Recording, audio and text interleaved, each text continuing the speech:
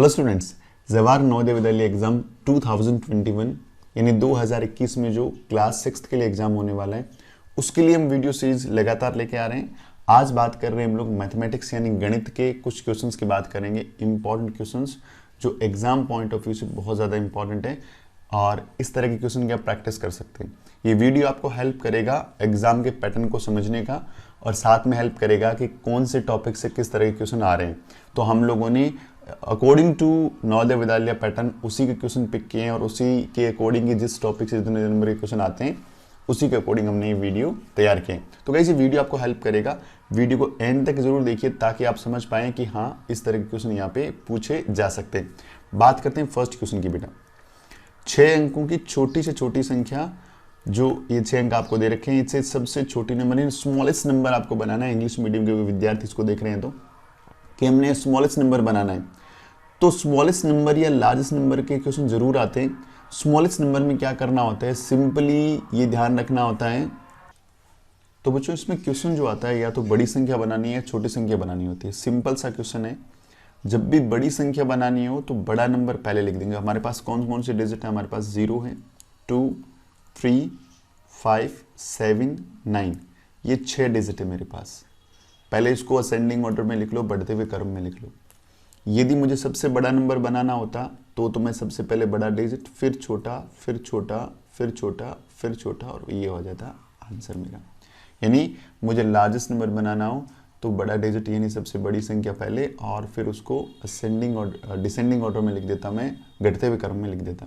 सबसे छोटी बनानी है तो कुछ बच्चे क्या करते हैं, डायरेक्ट इसी को ऐसा लिख देते हैं और ये क्वेश्चन हो जाता है गलत, क्योंकि ये ऑप्शन यहाँ मैच कर रहा है, आप इसको लगा दोगे, बट ये ऑप्शन नहीं है क्योंकि फिर इस 0 का तो कोई मतलब नहीं रहा ना, क्योंकि 0 यदि सारे डिजिट के लेफ्ट हैंड की तरफ है, यदि बाईं तरफ है तो फिर उसको मीन नहीं रहता।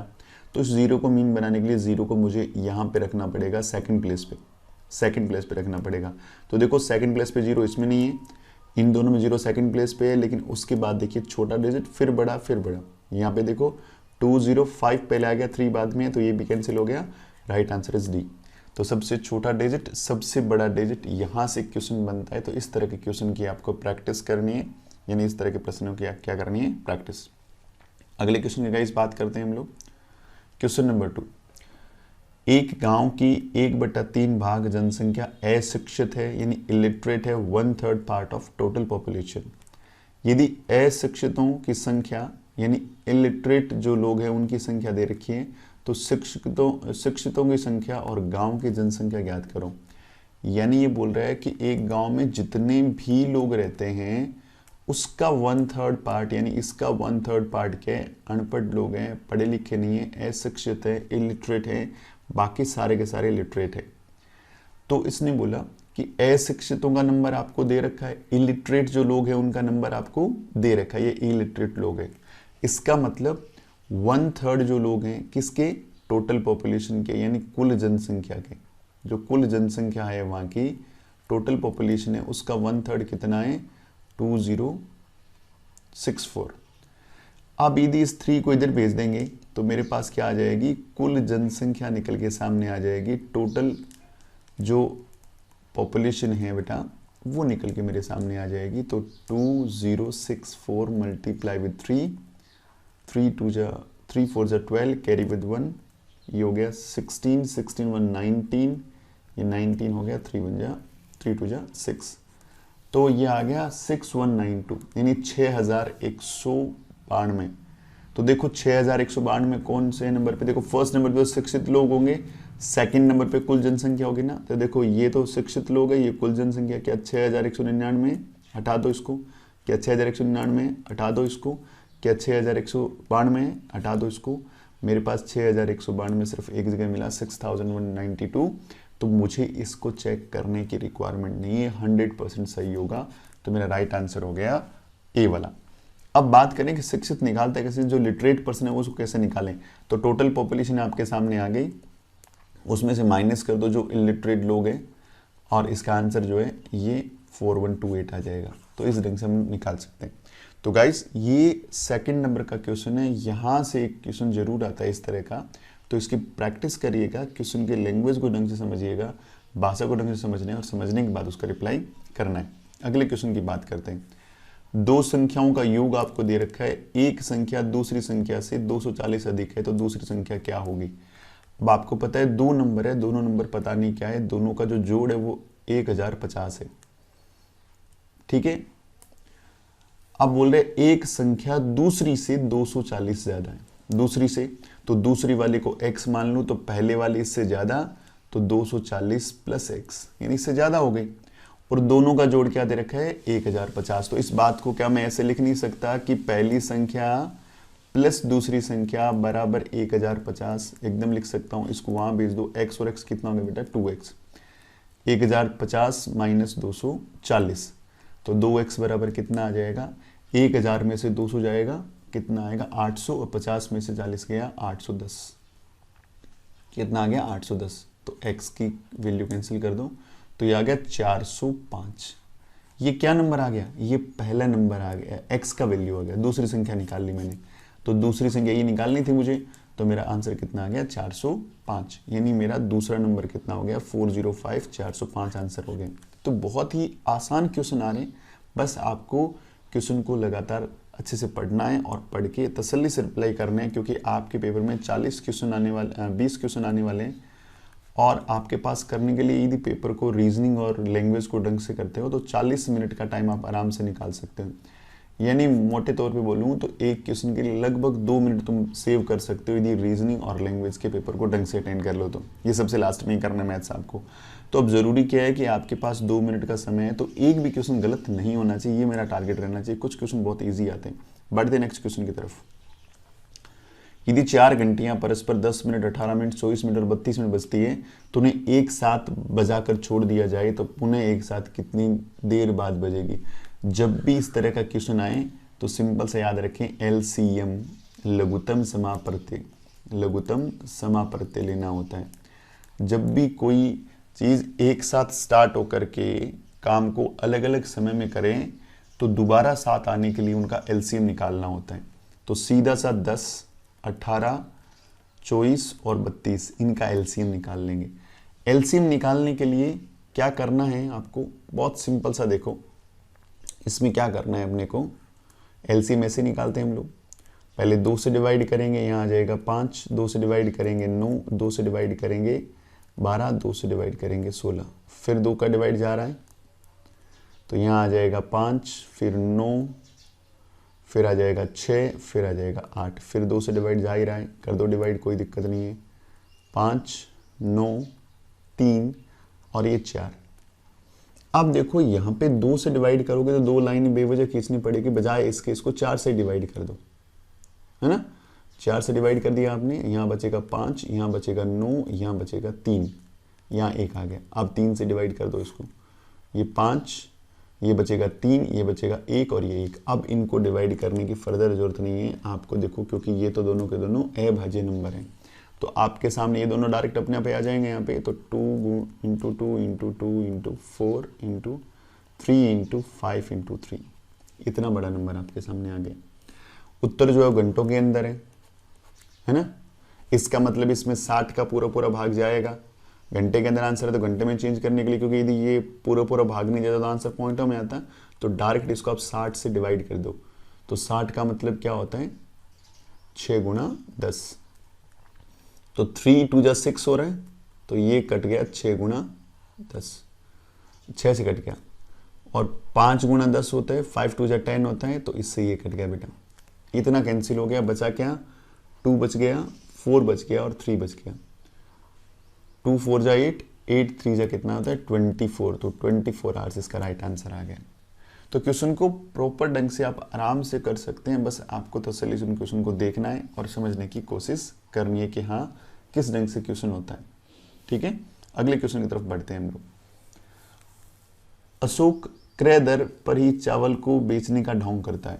हाँ, एक दुकानदार है और वो बोलता है कि मैं जितने रुपए में चावल लेके आ रहा हूँ उतने ही रुपए में बेचता हूँ भाई, मैं कोई कमाई नहीं करता। और 1 किलोग्राम के बट्टे की जगह वो 100 ग्राम के बट्टे का या कटरखे का इस्तेमाल करता है, यानी वो जो बाट होता है जिससे तोलते हैं अपन लोग, वो 100 ग्राम कम करता है। यानी आपको यदि कोई सामान लेने, सपोज आपको चीनी लेनी है दुकान से, तो वो आपके सामने नाटक तो इस ढंग से करेगा कि उसने आपको 1 किलो चीनी तोल के दे दी, लेकिन वो जो जिस पे तोल रहा है, जिस पे वो मेजरमेंट कर रहा है, उसके अंदर उसने गड़बड़ कर रखी है कि वो एक्चुअल इसका जो वेट है वो 900 ग्राम ही है। यानी 100 ग्राम क्या कर रहा है, वो हर बार बचा लेता है, हर बार क्या कर लेता है, वो 100 ग्राम चीनी बचा लेता है। तो बस सिंपल सा क्या देखना है इसमें कि कितनी चीनी वो या कितना सामान कम तोल रहा है वो ऊपर आ जाएगा। टोटल कितना सामान आपको तोल के दे रहा है, ध्यान रखना A1 केजी से कोई मतलब नहीं, मुझे 900 ग्राम से मतलब है, इतना सामान वो दे रहा है। ये आ गया फ्रैक्शन में। ये बोल रहे हैं लाभ प्रतिशत, और जब कभी भी लाभ प्रतिशत निकालना हो इस तरह के सवाल का, तो कितना कम या ज़्यादा तोल रहा है वो ऊपर आएगा, कितना तोल के वो दे रहा है, कितना मेजर करके आपको दे रहा है, आपको 900 ग्राम दे रहा है, मल्टीप्लाई विद 100, बस सिंपल सा। तो 2 जीरो से 2 जीरो कट जाएगा, 100 के अंदर 9 का भाग लगाएंगे, तो 100 के अंदर 9 का भाग लगाने से आएगा 11 सही 1/9%। तो 11 सही 1/9%, ये मेरा राइट आंसर हो जाएगा बी वाला। परसेंटेज का सिंबल इसमें नहीं लगा है, परसेंटेज सिंबल होना चाहिए। ठीक है, तो इस तरह का क्वेश्चन बहुत ही आसान है। जितना कम या ज़्यादा तोला जा रहा है वो ऊपर आएगा, और टोटल कितना तोल के दे रहे हैं वो नीचे आएगा, मल्टीप्लाई विद 100। बढ़ते हैं नेक्स्ट क्वेश्चन। एक परसेंटेज का क्वेश्चन था, एक क्वेश्चन परसेंटेज से या 2 क्वेश्चन आते ही आते हैं। नेक्स्ट क्वेश्चन बढ़ रहे हैं। एक वर्ग का क्षेत्रफल दे रखा है, अंदर के किनारे से सटा 1 मीटर चौड़ा रास्ता बना हुआ है, तो रास्ते का क्षेत्रफल बताइए। बहुत ही आसान क्वेश्चन है, बहुत ही आसान क्वेश्चन है। यदि इस ढंग से एक वर्ग बना हुआ है, इसका क्षेत्रफल आपको दे रखा है, एरिया आपको दे रखा है 100, और अब आपको इसकी भुजा निकालनी है। तो क्षेत्रफल का फॉर्मूला क्या होता है, भुजा का स्क्वायर। भुजा का स्क्वायर बराबर 100, तो भुजा बराबर आ जाएगा रूट के अंदर 100, यानी साइड निकालनी हो तो मुझे, तो भुजा इक्वल्स टू आ जाएगा 10, यानी इसकी भुजा कितनी आ गई, 10 आ गई। ठीक है, अब बोल रहे हैं कि अंदर से सटा हुआ, यानी अंदर की तरफ ये एक रास्ता बना रहा है, ये अंदर की तरफ एक रास्ता आपको बना रहा है।